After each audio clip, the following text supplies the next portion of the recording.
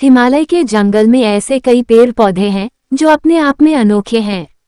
ऐसे पेड़ पौधे और कहीं नहीं पाए जाते।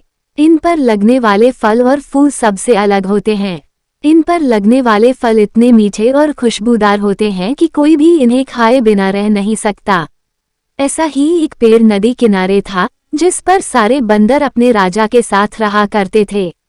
बंदरों के राजा का नाम महाकपि था। महाकपि बहुत ही समझदार और ज्ञानवान था। महाकपि का आदेश था कि उस पेड़ पर कभी कोई फल न छोड़ा जाए।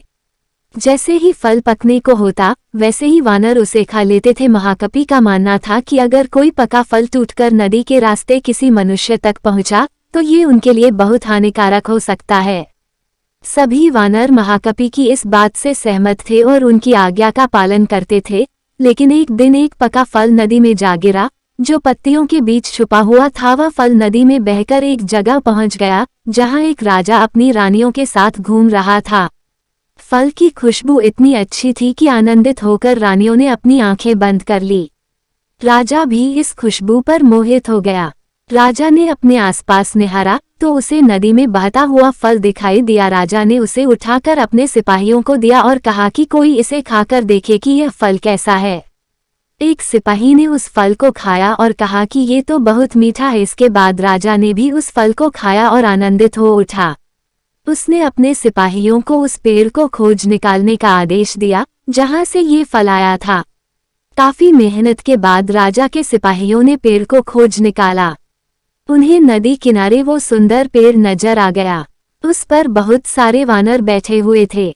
सिपाहियों को ये बात पसंद नहीं आई और उन्होंने वानरों को एक एक करके मारना शुरू कर दिया।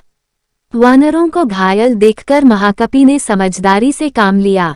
उसने एक बांस का डंडा पेड़ और पहाड़ी के बीच पुल की तरह लगा दिया। महाकपि ने सभी वानरों को उस पेड़ को छोड़कर पहाड़ी की दूसरी तरफ जाने का आदेश दिया। वानरों ने महाकपि की आज्ञा का पालन किया और वो सभी बांस के सहारे पहाड़ी के दूसरी ओर पहुंच गए। लेकिन इस दौरान डरे सहमे बंदरों ने महाकपि को बुरी तरह से कुचल दिया।